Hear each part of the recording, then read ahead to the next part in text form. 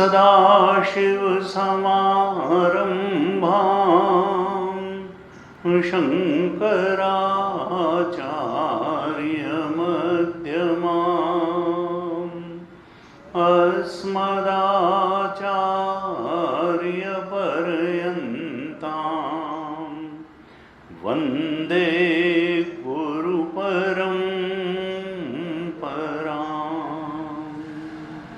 अज्ञानतिमिरान्धस्य ज्ञानाञ्जनशलाकया चक्षुरुन्मीलितं येन तस्मै श्री गुरवे नमः। तस्मै श्री गुरवे नमः। तैत्तरीय उपनिषद के शांति मंत्र का पाठ करेंगे, आप दोहराइए। ओम शं नो मित्रः शं वरुणः शं नो भवत्वर्यमा शं न इन्द्रो बृहस्पतिः शं नो विष्णुरुक्रमः। नमो ब्रह्मणे नमस्ते वायो त्वमेव प्रत्यक्षं ब्रह्मासि त्वमेव प्रत्यक्षं ब्रह्मासि त्वमेव प्रत्यक्षं ब्रह्म वदिष्यामि।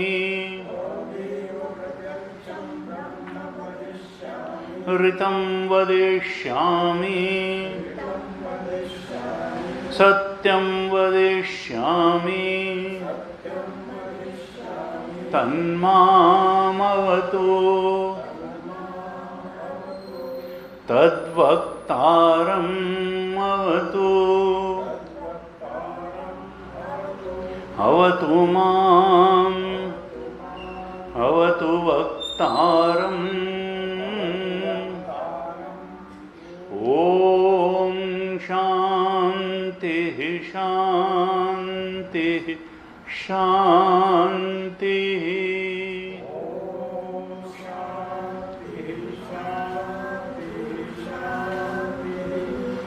प्रथम मंत्र का भी, ब्रह्मानंद वल्ली के प्रथम मंत्र का भी पाठ करते हैं। आप दोहराइए, फिर चर्चा करेंगे। ओम ब्रह्म विदाप्नोति परम तदेशाभ्युक्ता सत्यं ज्ञानमनन्तं ब्रह्म यो वेद निहितं गुहायां परमे व्योमन्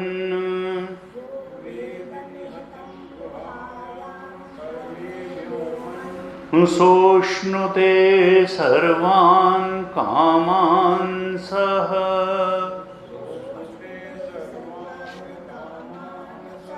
ब्रह्मणा विपश्चितेति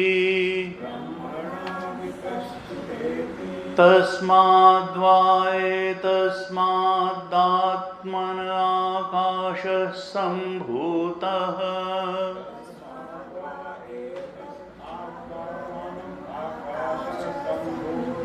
आकाशाद् वायुः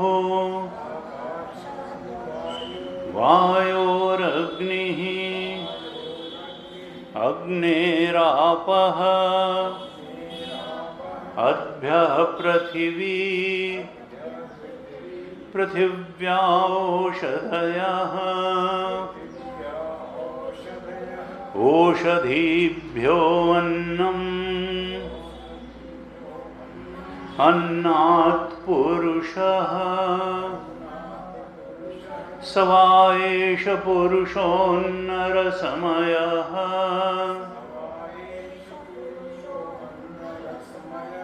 तस्य इदमेव शिरः अयं दक्षिणः पक्षः अयमुत्तरः पक्षः अयमात्मा इदं पुच्छं प्रतिष्ठा तदप्येष श्लोको भवति।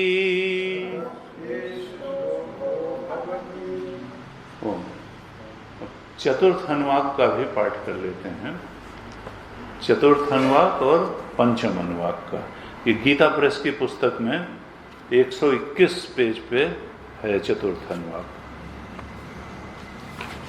तो पहले चतुर्थ अनुवाक का पाठ करेंगे और फिर इसके बाद 2 पन्ने बाद 124 पेज पर फिर पंचम अनुवाक है। तो चतुर्थ और पंचम अनुवाक, जिसमें विज्ञानमय कोश और आनंदमय कोश का वर्णन है, उसका थोड़ा पाठ कर लेते हैं, फिर चर्चा करेंगे।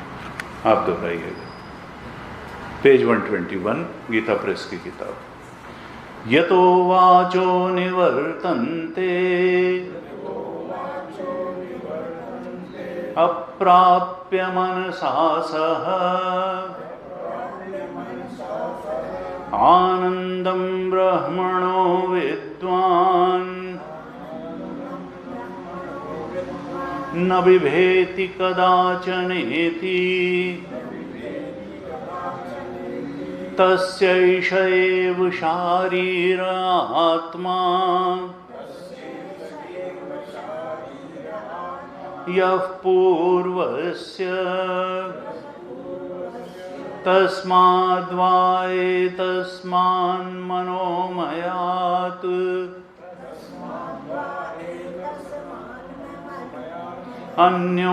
अन्योऽन्तरात्मा विज्ञानमयः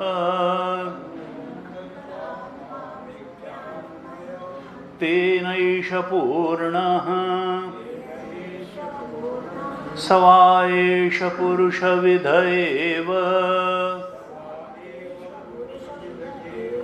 तस्य पुरुषविधताम् अन्वयं पुरुषविदः तस्य श्रद्धैव शिरः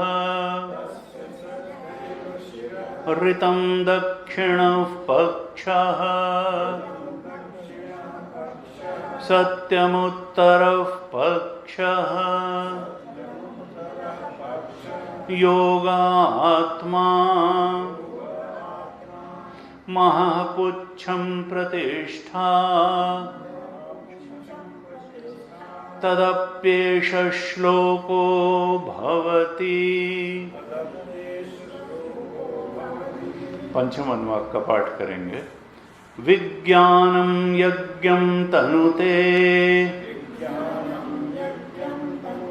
कर्माणि तनुतेऽपि च विज्ञानम देवाः सर्वे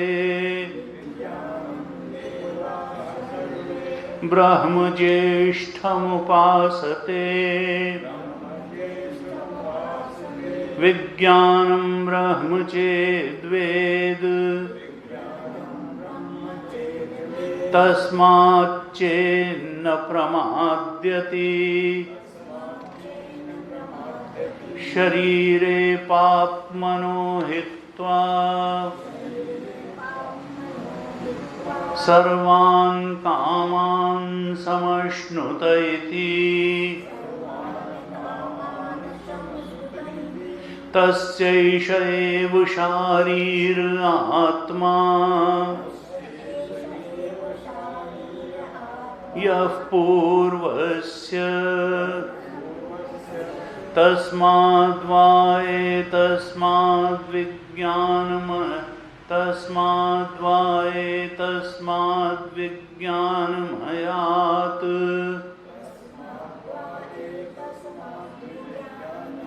अन्योन्तरात्मा आनन्दमयः तेनैष पूर्णः स वा एष पुरुषविद एव तस्य पुरुषविदताम्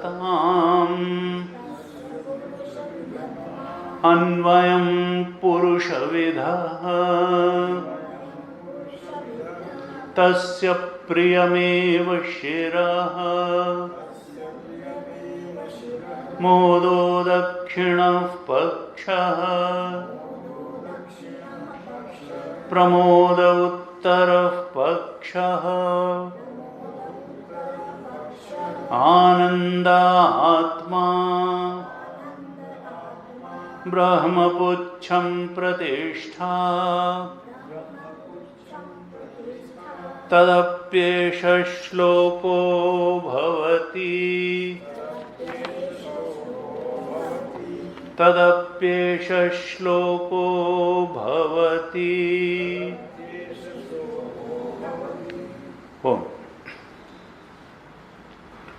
पिछली कक्षा में हमने थोड़ा विचार किया था। ये ब्रह्मानंद वल्ली यहाँ से तैत्तिरीय उपनिषद में ब्रह्म विद्या प्रारंभ होती है। इसके पहले जो शिक्षावल्ली थी उसमें उपासना और सदाचार की बातें बताई गई थी, क्योंकि सदाचार और उपासना जब जीवन में आती है साधक के, तभी अंतःकरण निर्मल शुद्ध और पवित्र होता है, और ऐसा पवित्र निर्मल अंतःकरण ही ब्रह्म विद्या को धारण करने लायक होता है। ये जो ब्रह्म विद्या है, ये सारी विद्याओं में बढ़ करके है। भगवान ने स्वयं अपने मुख से भी कहा अध्यात्म विद्या विद्या नाम। तो ब्रह्म विद्या को धारण करने के लिए अधिकारित्व चाहिए। कई बार लोग कहते हैं कि देखिए वेदांत की कक्षा में और लोग आ जाएं। नहीं, भीड़ नहीं होगी, और भीड़ होनी भी नहीं चाहिए, क्योंकि भीड़ अगर होगी तो डिस्टर्बेंस का कारण होगी। क्योंकि यहाँ पे अधिकारित्व चाहिए। ये यहाँ कोई कथा नहीं सुनाई जा रही है, यहाँ जीवन के और अस्तित्व के गूढ़तम ज्ञान का विवेचन हो रहा है। गुरु जी कहते थे कि देखो, minutest operation is being performed in Vedant class. Vedant की कक्षा में सूक्ष्मतम ऑपरेशन थिएटर ये है, और ऑपरेशन थिएटर में अगर कोई भांगड़ा नृत्य करने लगे तो डॉक्टर ऑपरेशन कर पाएगा, या और लोग भी जो वो अपना काम ठीक तरह से कर पाएंगे।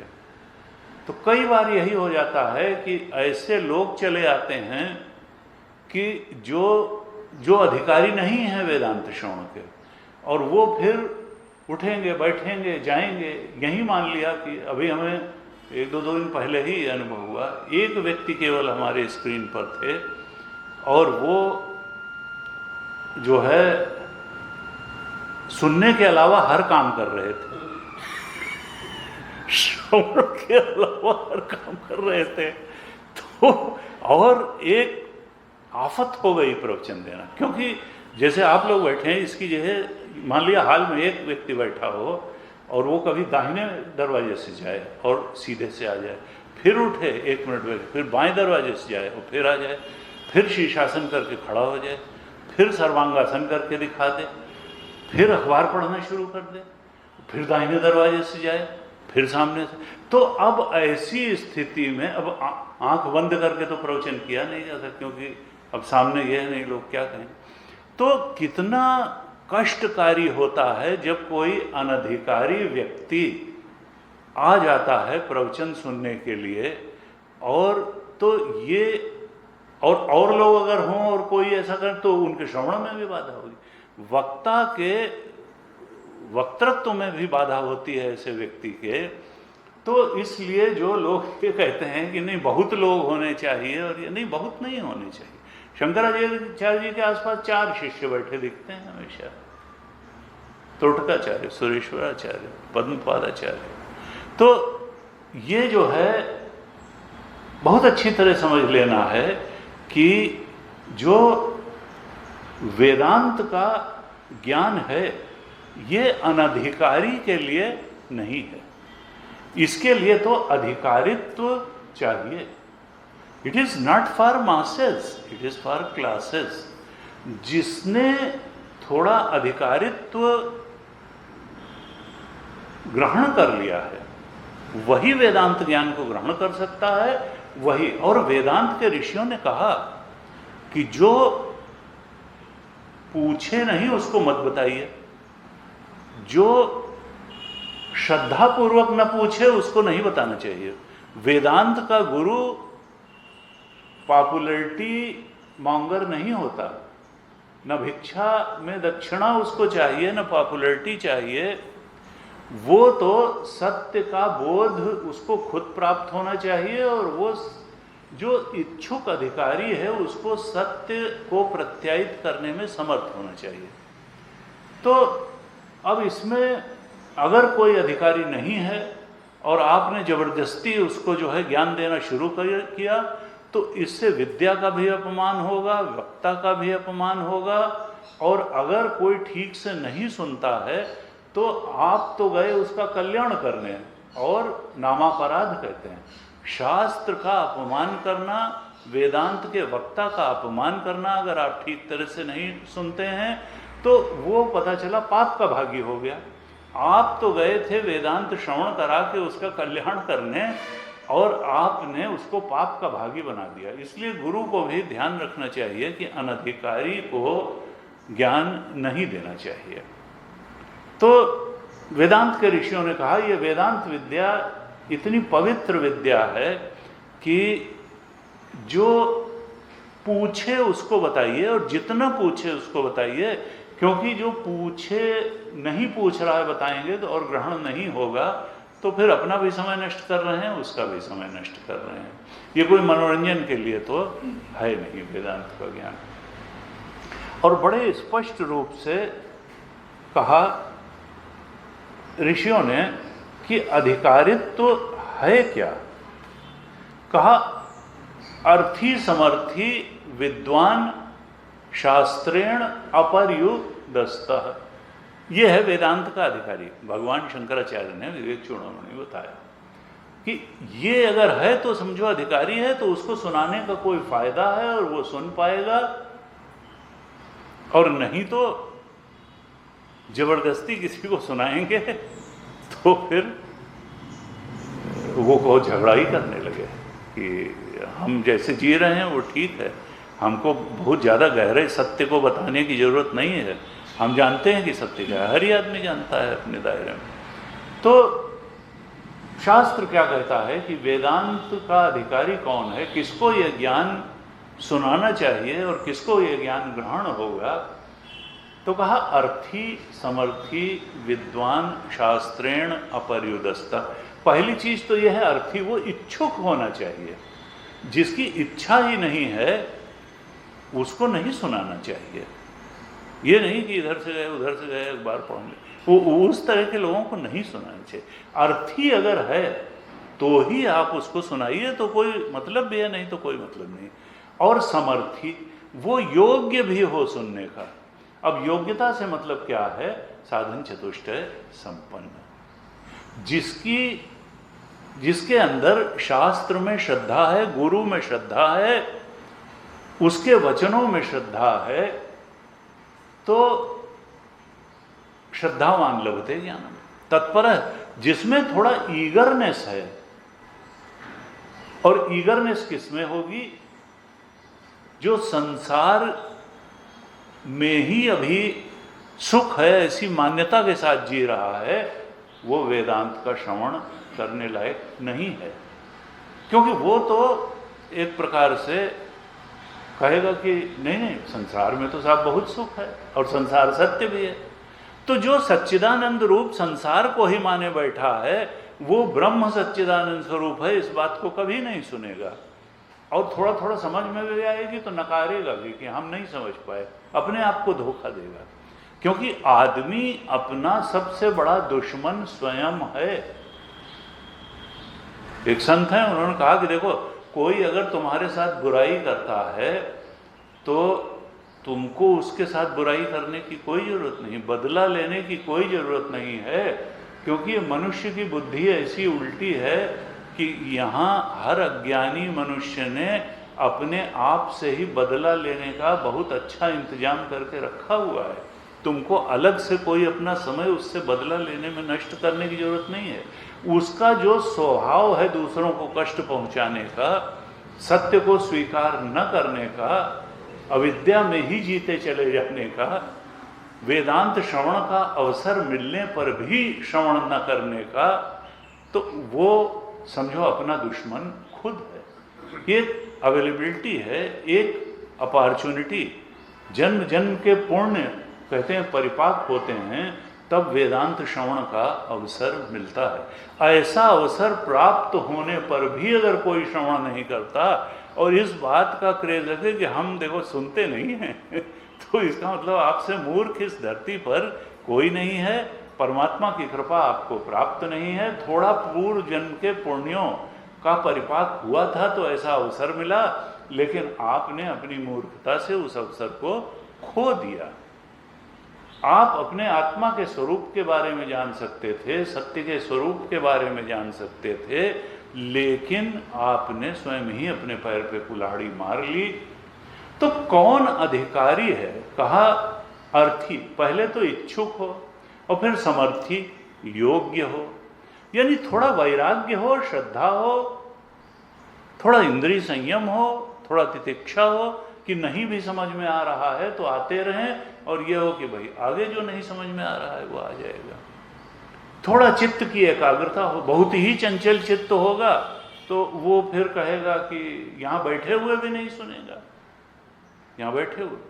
तो जो विवेक वैराग्य षट संपत्ति और मुमुक्षा जो साधन चतुष्टय बताया गया, तो वैसी थोड़ी योग्यता हो, 100% ना भी हो तो कुछ तो हो, और इच्छा हो सबसे पहले। फिर कहा विद्वान, अर्थी समर्थी विद्वान। विद्वान कौन है, जो आत्मज्ञानी होगा, नहीं उससे नहीं कहा, वो तो फिर तो आने की जरूरत ही नहीं, वो तो गुरु ही हो गया। विद्वान का अर्थ ये है जो मुंडक उपनिषद में कहा, परीक्ष लोकान कर्म चेतान ब्राह्मणों निर्वेदम आया। जो लोक की परीक्षा करके ये जान गया कि भाई जो कर्म से प्राप्त होता है वो काल में नष्ट हो जाता है, अर्थात और संसार में जो भी पाना होता है कर्म से ही होता है, अर्थात संसार में हमको परम तृप्ति मिल जाएगी, परम आनंद मिल जाएगा, ये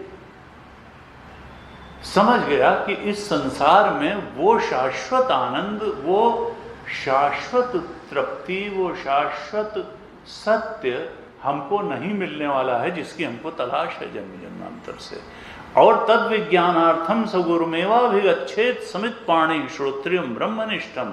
और तब जब कर्म से वो नहीं मिल सकती है, और देखिए उपासना भी सूक्ष्म कर्म ही है, जो भी कर्ता भाव जहां बैठा हुआ है वो कर्म है। कर्म से हम समझते हैं बाहर इंद्रियों से जो कुछ किया जाए वही कर्म है, लेकिन वास्तव में जब हम उपासना भी करते हैं तो वहां कर्ता भाव तो होता है।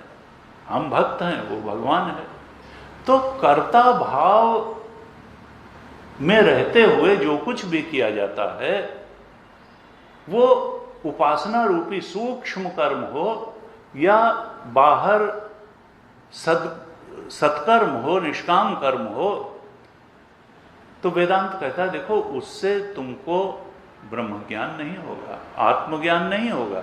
यद्यपि वो निर्माण विभाग है और उससे तुम्हारा अंतःकरण शुद्ध हो जाएगा, उस वेदांत विद्या द्वारा दिए गए ब्रह्मबोध को ग्रहण करने लायक तुम्हारा अंतःकरण बन जाएगा।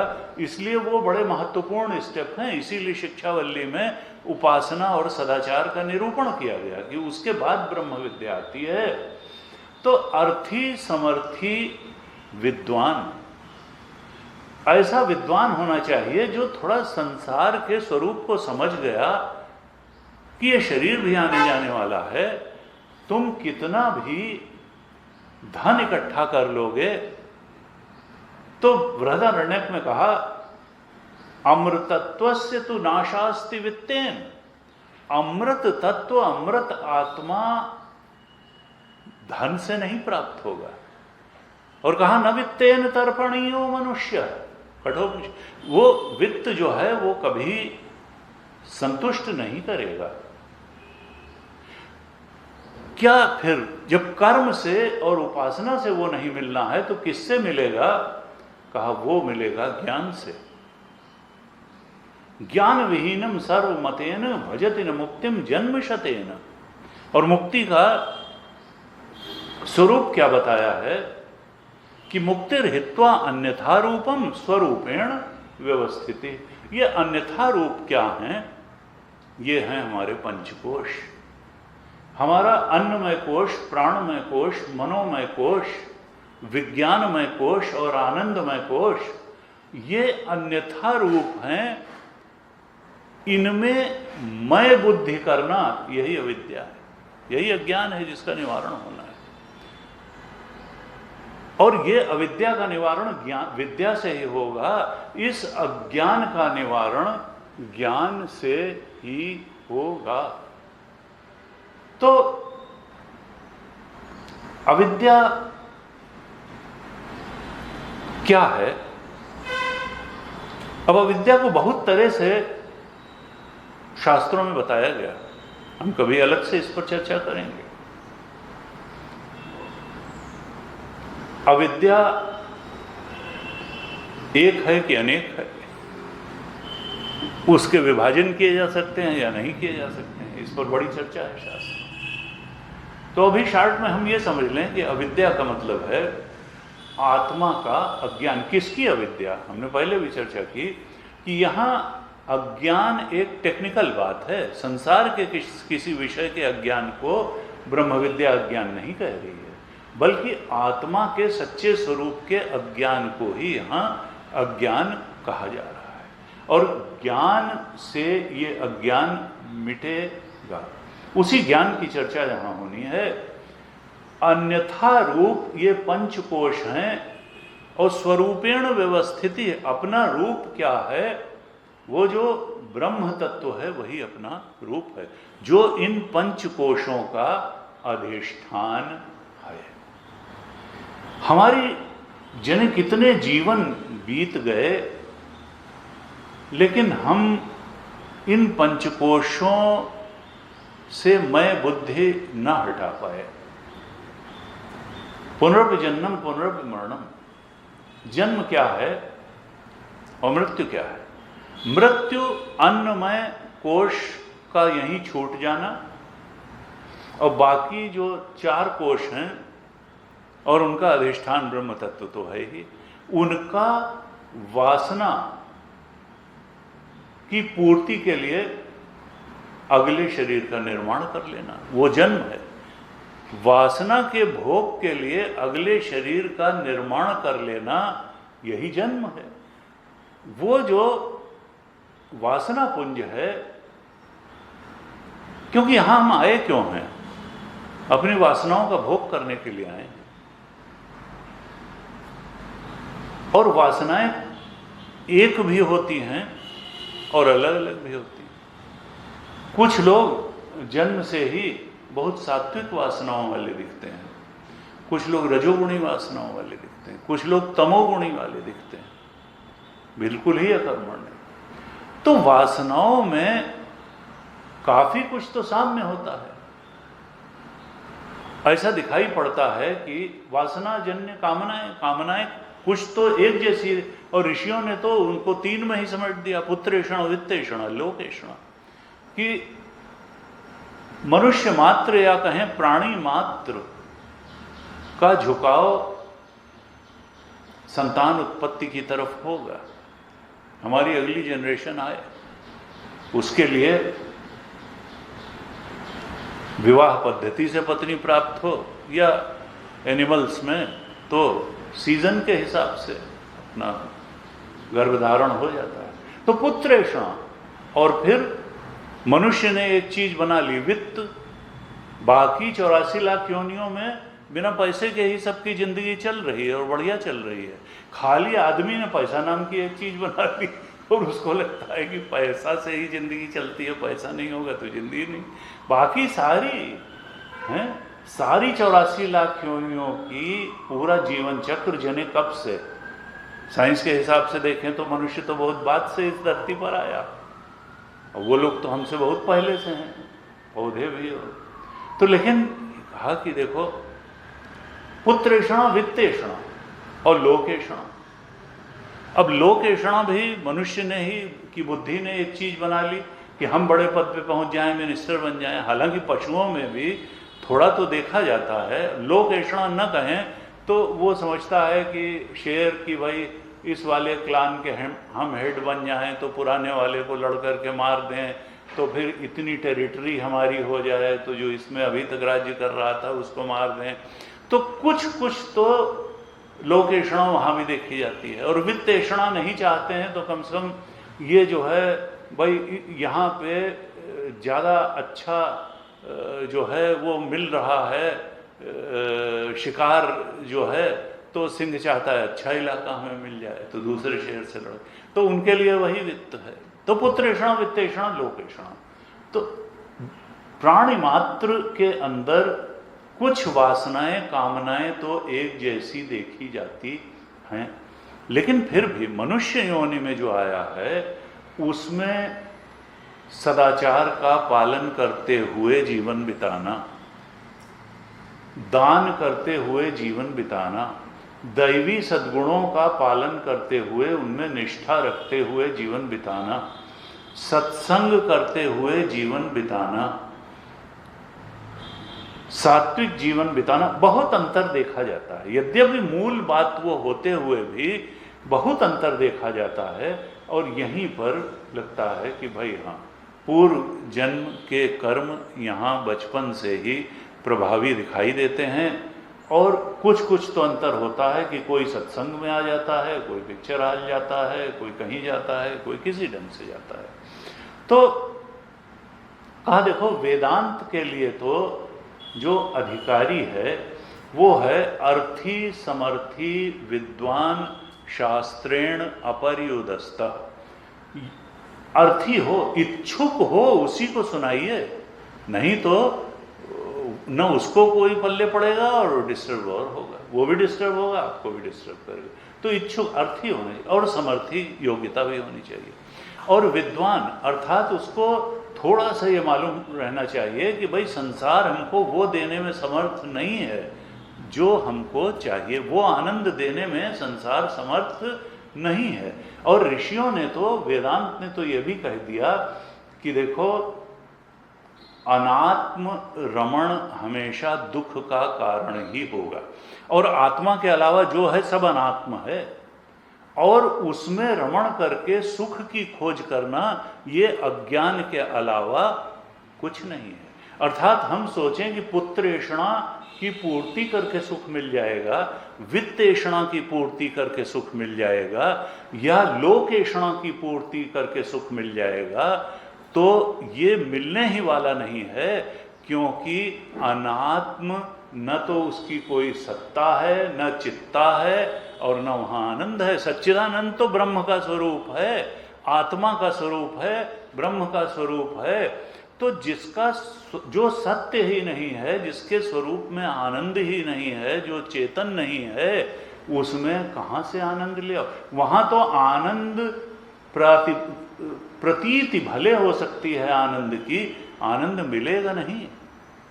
इसलिए वेदांत में ये ब्रह्मानंद वल्ली शुरू होते ही पहला ही सेंटेंस कहा श्रुति माता ने अनुग्रह करके कि ब्रह्मवित् आपनोति परम।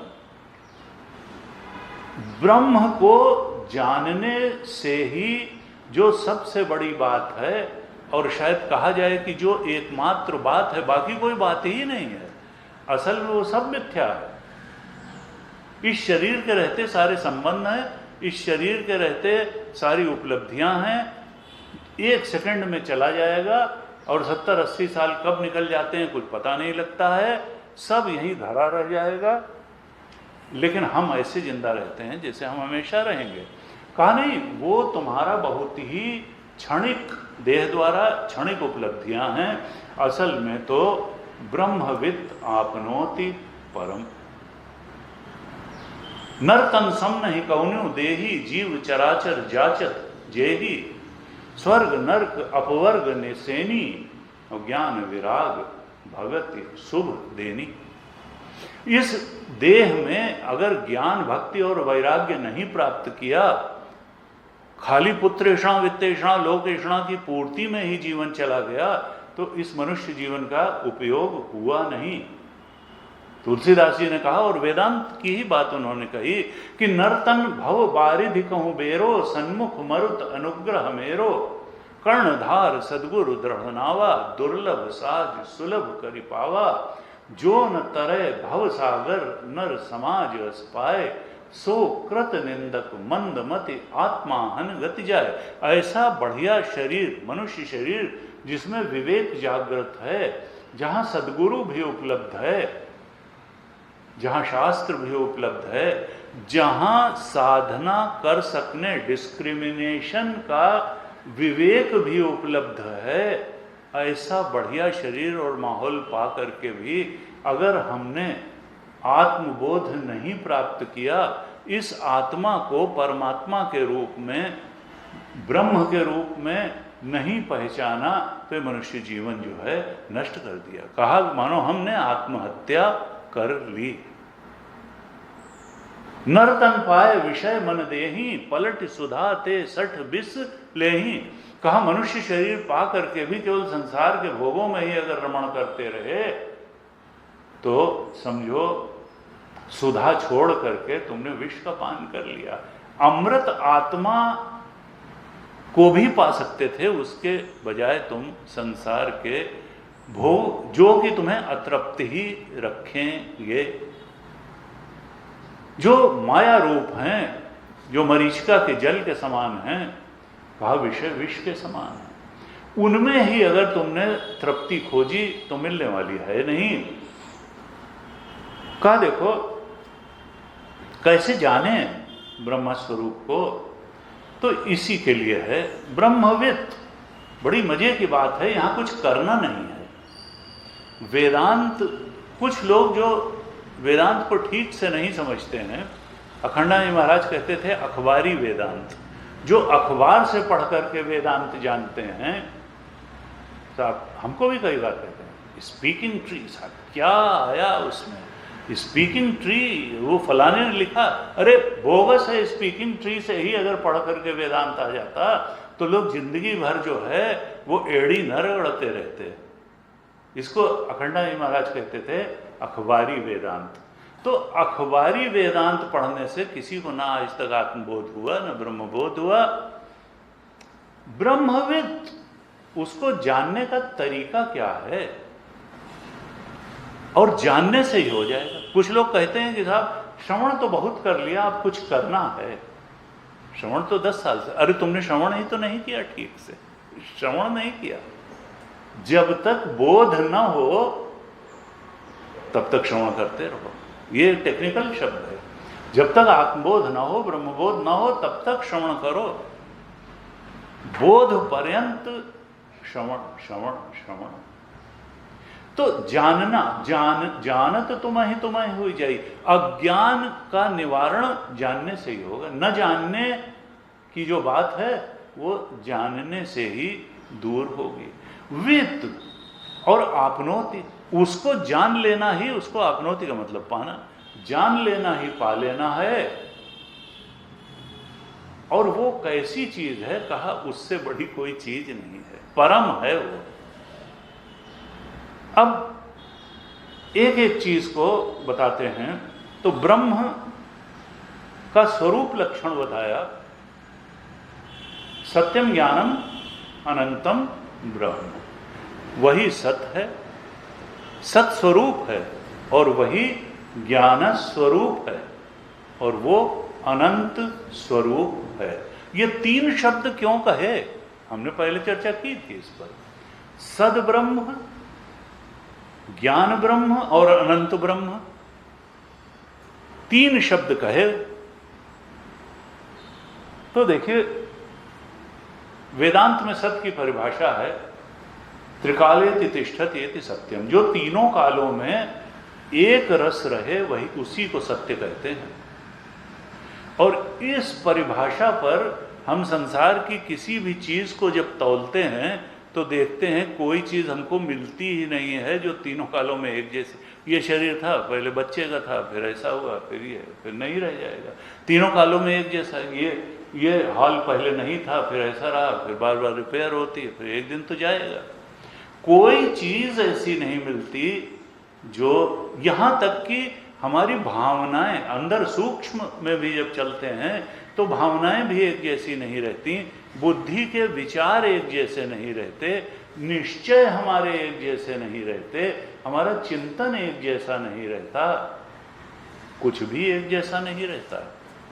यानी कुछ भी सत्य नहीं है। त्रिकालेति तिष्ठति इति सत्यम, तीनों कालों में एक जैसा रहे वही सत्य है। कहा ऐसी एक ही चीज है और वो है शुद्ध चेतन। वो, और ऐसी चीज क्या, जो पैदा हुआ है वो मरेगा जरूर। जातस्य ही ध्रुव मृत्यु। विचार भी देखिए पैदा होते हैं और इसलिए मरते भी हैं। भावनाएं उत्पन्न होती हैं इसलिए मिटती भी हैं। जो भी पैदा हुआ है वो मरेगा। इसका मतलब क्या है कि जो तीनों कालों में एक जैसा रहे उसको पैदा होने और मरने के बियॉन्ड होना चाहिए। ऐसा हमारा आत्मा ही है, ब्रह्म तत्व ही है।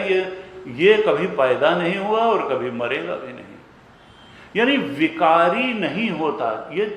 ये जो आत्मदेव हैं, ब्रह्मदेव हैं, जो हमारे ही पंचकोशों के अधिष्ठान के रूप में बैठे हुए हैं, जो हमारा असली मैं है, जिसको रमण महर्षि कहते थे खोजो, इस मैं को ही खोजो कि मैं है क्या। फिजिकल बॉडी है कि प्राणमय कोश है कि मनोमय कोश है या विज्ञानमय कोश है, इंटेलिजेंस ही तुम्हारी मैं है या आनंदमय कोशमय है। आनंद कहा नहीं। तो ये सद ब्रह्म क्यों कहा? तो सद का अर्थ है जो जिसमें विकार नहीं होता है, वही सत्य है। तो ये ब्रह्म को अविकारी कहने के लिए कहा सत ब्रह्म, यानी वो न पैदा हुआ, न मरेगा, न उसमें कोई चेंज होता है, अविकारी है वो। उस अविकारी अधिष्ठान पर सारे चेंजेस हो रहे हैं, वो चेंजलेस है। देखिए, सारे परिवर्तन के लिए का आधार एक अपरिवर्तनीय सत्ता होनी चाहिए। अगर घूमते हुए पहिए की धुरी स्थिर न हो तो पहिया घूम नहीं सकता है। इसी प्रकार से इस बदलती और घूमती हुई प्रकृति के चक्र के अधिष्ठान के रूप में अगर राम जी न बैठे हों, वो ब्रह्म तत्व आत्म तत्व न बैठा हो, तो ये प्रकृति जो परिवर्तनशील है ये नाच नहीं सकती है। नाच नटी इव सहित समाजा, जो ये नटी और अपने समाज की तरह ये प्रकृति नाच रही है। कोई पैदा हो रहा है, कोई जवान हो रहा है, कोई बूढ़ा हो रहा है, कोई मर रहा है, कोई फिर पैदा हो रहा है, कुछ कहीं तालिबान आ रहा है तो कहीं वो जा रहा है, तो कहीं बाइडेन आ रहे हैं तो कहीं ट्रंप जा रहे हैं, तो कहीं यहाँ कुछ स्थिर नहीं है। ये जो नाच नटी इव सहित समाजा, ये जो प्रकृति जो है नाच रही है, इस नाचती हुई प्रकृति के अधिष्ठान में एक न नाचने वाला स्थायी स्थिर तत्व है। इसीलिए कहा वो सत ब्रह्म है, वो सत है। और फिर ये कहा कुछ लोग जड़ाद्वैती होते हैं कि हाँ भाई एक एनर्जी ही है जिससे सब कुछ बन गया। वो पहले जो है सूरज से एक टुकड़ा अलग हुआ, फिर वो जो है बिग बैंग हुआ, और बिग बैंग से उसमें क्या रिएक्शंस हो गए, फिर बरसातें हुई, फिर समुद्र बन गया, और समुद्र से क्या क्या हुआ, वो एमिनो एसिड बना और एक वो बन गया, उसमें चेन बन गई, और फिर प्रोटीन की कवरिंग आ गई, और फिर वायरस बन गया, और फिर इस तरह से। तो ये तो जड़ाद्वैत की बात है जिसको विज्ञान मानता है। वेदांत क्या कहता है कि जड़ा वो जो, अब भाई सूरज कहाँ से आया, वो क्यों बिग बैंग, वो आवाज़ क्यों हुई, महाविस्फोट क्यों हुआ, वो गैस जिसमें वो गैस कहाँ से आई। तो विज्ञान कई बार कह देता है, अच्छा तुम कहते हो ये सब जो विज्ञान का खेल तुम कर रहे हो ये किस लिए कर रहे हो? तो उनका आदमी कोई भी काम करता है तो सुख पाने के लिए ही करता है। तो वैज्ञानिक से अगर पूछा जाए कि तुम बताओ ये सुख है क्या चीज़, सुख का थोड़ा एनालिसिस करो, ये सुख का स्ट्रक्चर क्या है, सुख कहाँ से आता है, सुख, तो वो कहेगा भाई देखो ये सुख हुक, हम तो जड़ को ही एनालाइज करने को विज्ञान कहते हैं, जिसको देखा जा सकता है। हम जो है सब्जेक्टिव नहीं है, विज्ञान हमेशा ऑब्जेक्टिविटी वाला है। और हमसे ये सुख हुक क्या है और सुख कैसे, खंडानी महाराज से किसी ने कहा कि भाई कंप्यूटर वो हर काम और तेजी से कर सकता है जो आदमी कर सकता है, तो कंप्यूटर क्यों आदमी से सुपीरियर नहीं है? तो उन्होंने कहा कंप्यूटर काम तो कर सकता है लेकिन कंप्यूटर भोग नहीं कर सकता है। कंप्यूटर में भोक्ता भाव नहीं है, वो नहीं जानता कि सुख क्या होता है, क्योंकि आदमी जो भी काम करता है वो सुख पाने के लिए ही तो करता है। अब कहा तुम इतना सब किए चले जा रहे हो, किस लिए किए जा रहे हो? कहा सुख पाने के लिए। सुख पाने के लिए तुमने हथियारों का विकास किया और उनसे मिल गया दुख। जो हथियार तुम छोड़ के भागे वो तालिबान ने ले करके और तुम्हारे ऊपर जो है शुरू कर दिए दागने।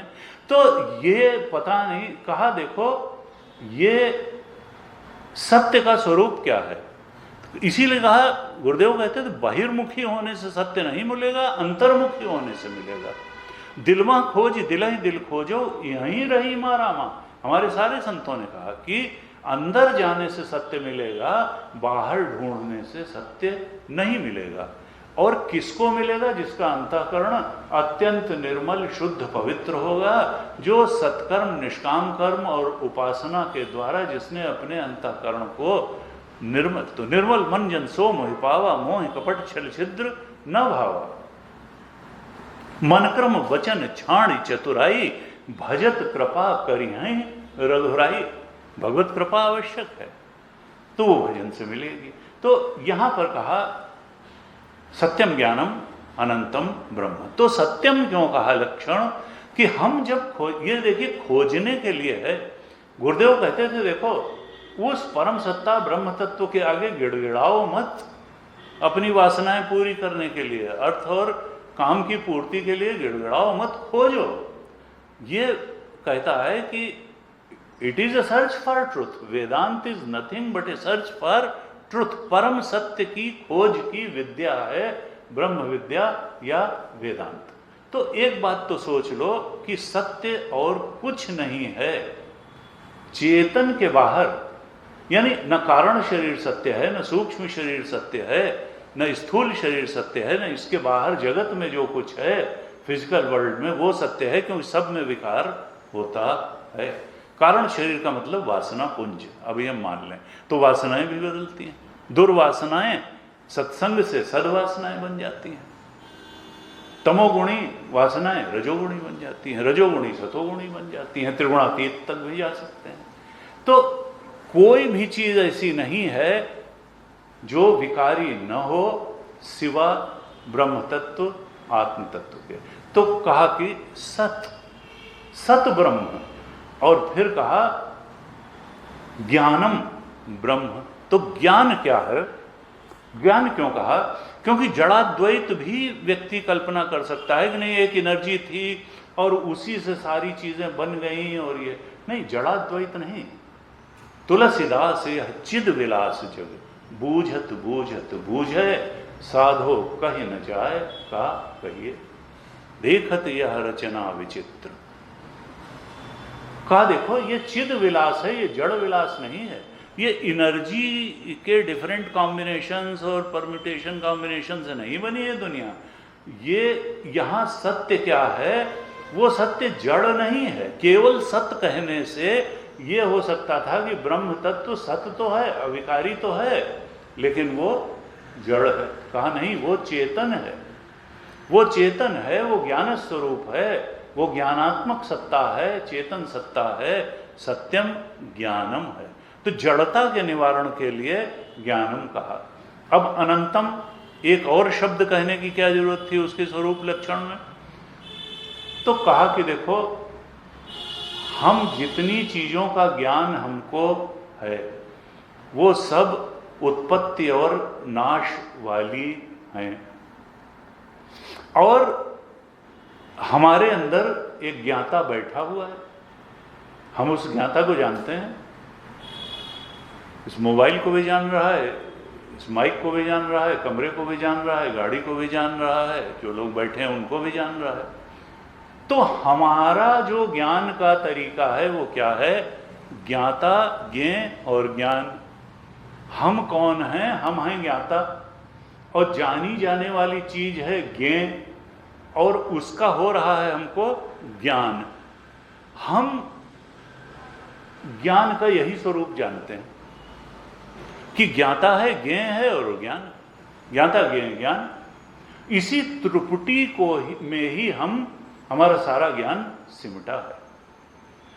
तो कहा कि ये ना हो जाए कि वो जो ज्ञान ब्रह्म है उसका भी ज्ञान ऐसा ही है। अच्छा, ज्ञ में अनेकता होती है, हमेशा ज्ञ में अनेकता होती है, और ज्ञाता जो है वो क्या विकारी नहीं है? डीप स्लीप में ज्ञाता भी लीन हो जाता है। डीप स्लीप जब होती है, सुषुप्ति, तो हम नहीं जानते कि हमारा कोई शरीर भी है, हम कहाँ लेटे हैं, क्या है क्या नहीं है। तो वो ज्ञाता भी काल में कहीं लीन हो जाता है और फिर उत्पन्न हो जाता है। अर्थात जिस ज्ञाता को हम जानते हैं वो भी विकारी है, और ज्ञ भी विकारी है, और ज्ञान भी बदलता है, वो भी विकारी है। इसका मतलब जिस ज्ञाता, ज्ञ और ज्ञान की त्रिपुटी को हम जाने बैठे हैं, श्रुति कहती हैं कि जब तुम सत्यम का मतलब अविकारी है, और ज्ञानम का मतलब, ज्ञानम ब्रह्म का मतलब वो जो अविकारी सत्ता है, ब्रह्म सत्ता, वो जड़ नहीं है। और ये भी समझ लेना कि वो जो ज्ञान ब्रह्म है वो उत्पत्ति नाश वाला नहीं है। ये नहीं है कि वो डीप स्लीप में जो है वो चला जाएगा और फिर उत्पन्न हो जाएगा, या उसके ज्ञान में भेद होगा और अनेकता होगी, ये सब नहीं। कहा अनंतम, और देखिए दो अनंत नहीं होते। अगर दो अनंत होंगे तो एक दूसरे को लिमिट कर देंगे वो। यानी क्या श्रुति कहना चाहती है कि वो अद्वैत तत्व है, वो जो सत ब्रह्म है, जो चेतन ब्रह्म है, वो अद्वैत है, तभी तो अनंत होगा। अगर दो हो गए तो लिमिट हो जाएगी, वो एक ब्रह्म दूसरे ब्रह्म को लिमिट कर देगा। कहा नहीं, अनंत वही होगा जो अद्वैत होगा। तो कहा वो सत्यम भी है, वो ज्ञानम भी है, वो अनंतम भी है।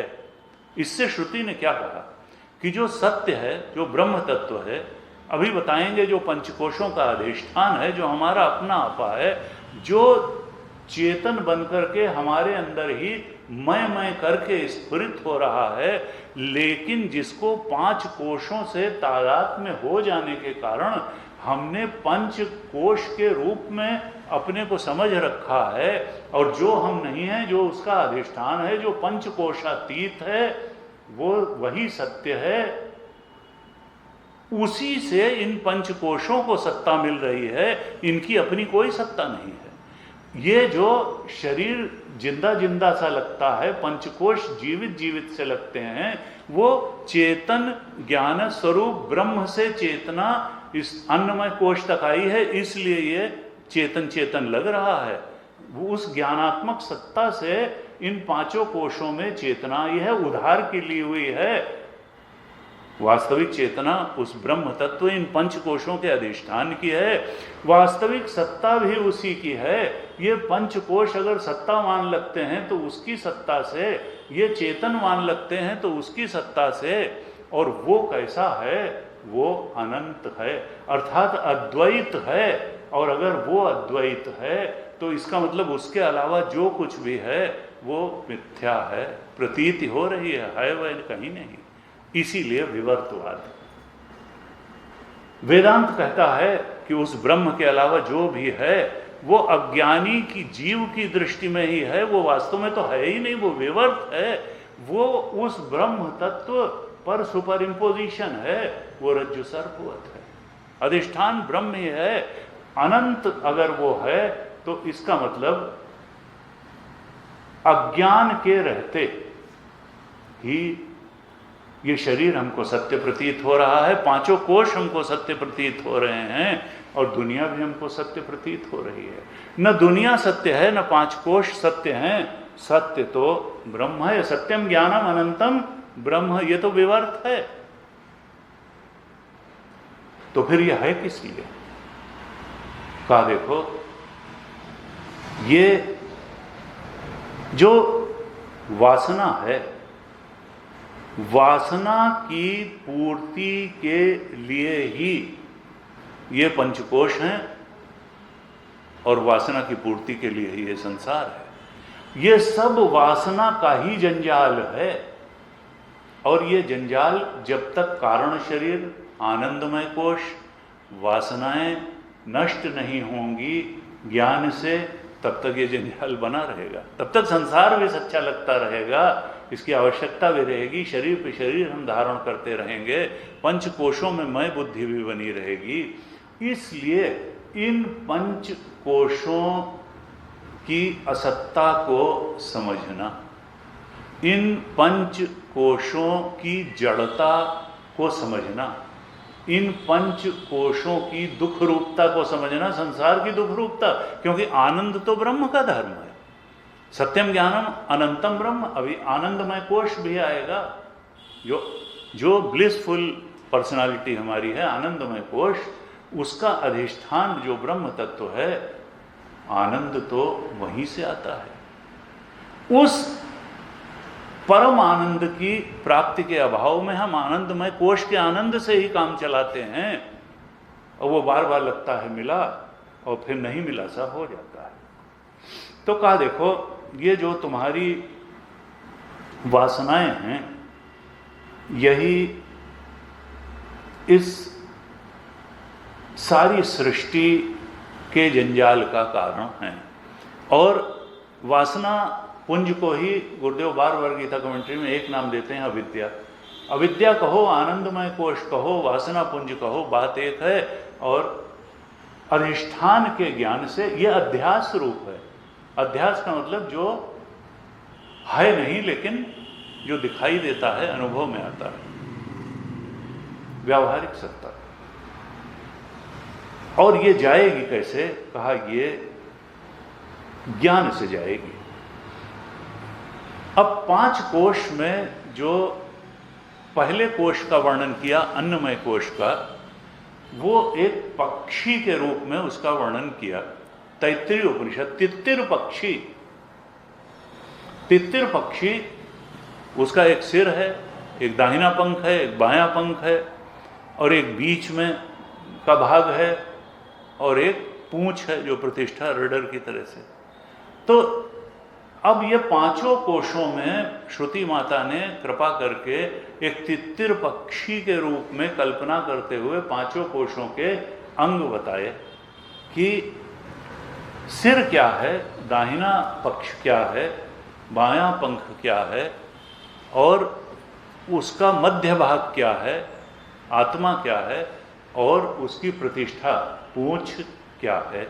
तो पहले अन्नमय कोश का तो हम सब लोग जानते हैं, ये प्रसिद्ध है, किसी को बताने की जरूरत नहीं है। लेकिन प्राणमय कोश के अंग नहीं समझ में आते हैं कि भाई उसके कहाँ अंग है। हम तो मालूम है पुरुषाकार अगर हम लें उसको तो सवा एष पुरुषोन्न रसमय, थोड़ा सृष्टि रचना पर भी प्रकाश डाला है श्रुति ने कि तस्माद, उस ब्रह्म तत्व से ही, तस्माद एतस्मात् आत्मना आकाश, उस आत्म तत्व से, ब्रह्म तत्व से, एकदम से ब्रह्म को आत्मा कह दिया यहां श्रुति ने। यानी ये न रहे, क्योंकि आत्मा को हम ज्यादा परिचित हैं, ब्रह्म कहने से लगता है जाने क्या बात है, और आत्मा यानी जो चेतना के रूप में हमारे अंदर बैठी हुई है, जो मैं करके कोई नहीं कह सकता। आत्मा को हम नहीं जानते ऐसा, क्योंकि आत्मा चेतन है, और कौन कह सकता है कि हम चेतन नहीं हैं। तो आत्मा को तो हम जानते ही हैं, लेकिन वास्तव में यह है कि आत्मा के सच्चे स्वरूप को नहीं जानते, आत्मा की महिमा को नहीं जानते। आत्मा सत्यम ज्ञानम अनंतम ब्रह्म स्वरूप है, ये हम नहीं जानते हैं, और यही जानना है।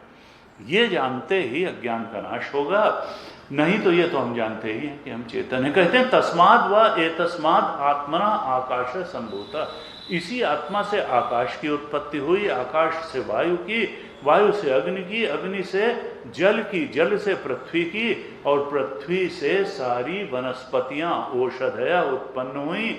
औषधिभ्यो अन्नम, उससे अन्न उत्पन्न हुआ, और अन्न से पुरुष की उत्पत्ति हुई। और कहा ये जो पुरुष है, यानी सारे ही प्राणियों का जो अन्नमय कोश है, फिजिकल बॉडी है, सवा एष पुरुष अन्न रसमय, ये अन्न रसमय है, अन्न से ही बना हुआ है, अन्न से ही उत्पन्न होता है, अन्न खा के ही जिंदा रहता है, और अन्न ही बन जाता है। क्योंकि ये जो शेर अगर देखेगा हमको तो अन्न के रूप में, यानी जो खाता भी है और खाया भी जाता है। अन्न का मतलब यही है, हम किसी का भोजन है और कोई हमारा भोजन है। गेहूं दाल चावल या नॉनवेज जो खाओ, तो ये अन्न है, सब कुछ अन्न है। हम किसी को खाते हैं और किसी के द्वारा खाए जाएं। अन्न सवा एष पुरुष अन्न रसमयः तस्य इदमेव शिरः, कहा यह तो प्रसिद्ध है कि ये शिर है, और ये दाहिना पक्ष है, ये बायां पक्ष है, और ये बीच में आत्मा है, और इदम पुच्छम प्रतिष्ठा, ये जो पैर हैं ये मानो पूंछ लटक रही हो।